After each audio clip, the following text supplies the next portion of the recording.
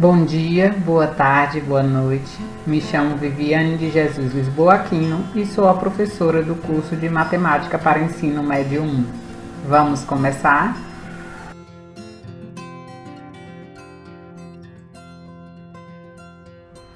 Este é o primeiro vídeo da 8ª aula do curso de Matemática para Ensino Médio 1. Nele, vamos aprender sobre o logaritmo natural. Vamos lá? No curso de cálculo diferencial, nós aprendemos que o número de Euler é um número real encontrado a partir das aproximações por falta dos números racionais 1 mais 1 sobre n elevado a n, onde n é um número natural. Formalmente, nós dizemos que E é o limite quando n vai para infinito de 1 mais 1 sobre n elevado a n. Esse número ele tem aproximadamente o valor de 2,718281828459. Geralmente usamos uma aproximação de duas casas decimais, usando o valor de 2,72. As funções exponencial e logaritmo com essa base são de extremo interesse do cálculo infinitesimal. E nós vamos estudar nessa aula a construção da função logaritmo com essa base e na próxima a construção da função exponencial com essa base. Para definir o logaritmo de base E, dito logaritmo natural, vamos usar um recurso geométrico. Primeiro, defina para todo número real k maior do que zero a transformação t igual a t índice k, que vai de R2 em R2. Essa transformação vai associar a cada ponto xy de R2 o ponto t de xy dada por kx na primeira coordenada e y sobre k na segunda coordenada. Ou seja, eu multiplico a primeira coordenada pela constante k e divido a segunda coordenada pela mesma constante k. Observe que essa transformação leva toda figura geométrica em uma outra figura de mesma área.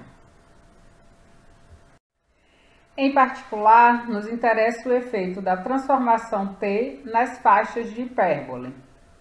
Vamos considerar aqui h igual aos pares da forma x, 1 sobre x com x maior do que zero, que é o ramo positivo da hipérbole equilátera xy igual a 1. Ou seja, o h vai ser o gráfico da função h' de r mais em r, que definido por h de x igual a 1 sobre x.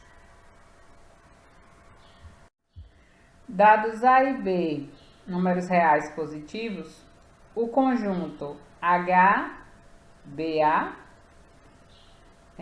dos pontos x e y do plano tais que x está entre A e B e o y está entre 0 e 1 sobre x, chama-se uma faixa de hipérbole. E é exatamente a região demarcada na imagem. A transformação t, definida anteriormente, vai levar a faixa de hipérbole HBA na faixa HBKAK, conforme a imagem. Como t preserva áreas, segue que para todo k maior do que zero, essas duas faixas têm a mesma área. Nesse momento, vamos considerar áreas orientadas, onde a área da faixa de hipérbole será positiva quando o A for menor do que B, e negativa quando B for menor do que A, e zero quando o A for igual a B. Para diferenciar, quando estamos usando área orientada da área usual, vamos usar letras maiúsculas para a área orientada. Dessa forma, a área usual de HBA vai ser igual a norma da área orientada de HBA.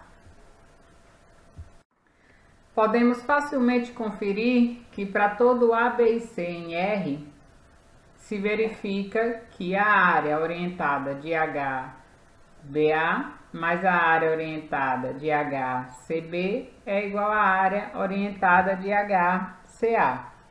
Quero que vocês verifiquem isso analisando as possibilidades de ordem entre os elementos A, B e C.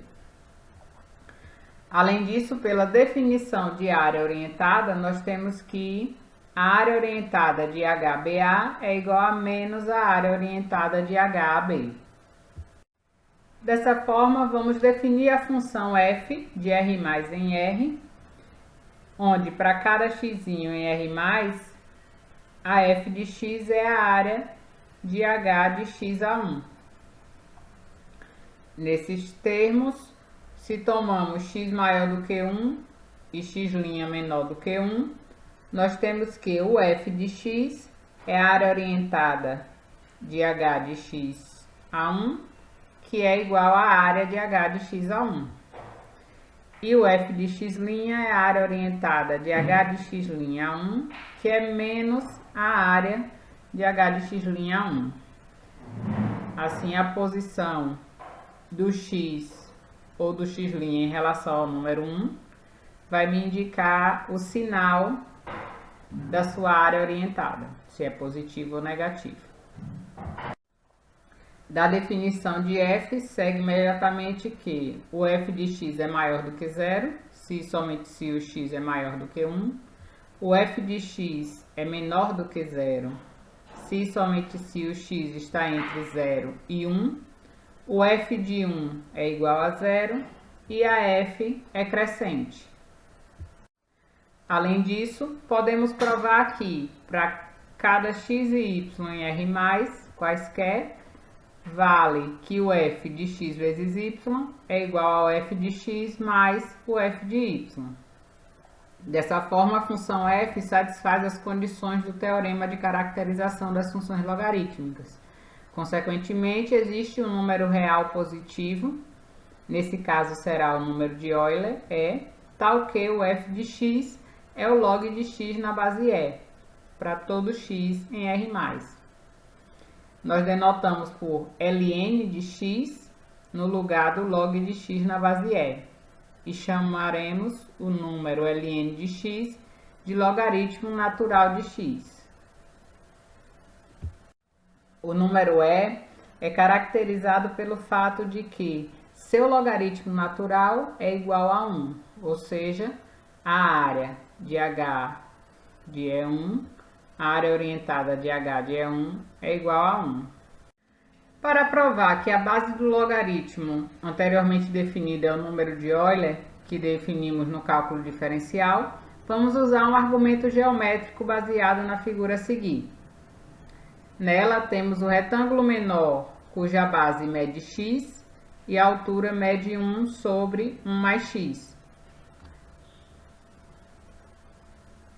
contido na faixa H de 1 mais x a 1, e esta faixa contida no retângulo maior com a mesma base e altura igual a 1. Suponha que a base do logaritmo definido anteriormente é o número real a maior do que 0. Comparando as áreas dessas três figuras, nós podemos escrever que para todo x maior do que 0, x sobre 1 mais x é menor do que o log de 1 mais x na base A, que é menor do que x.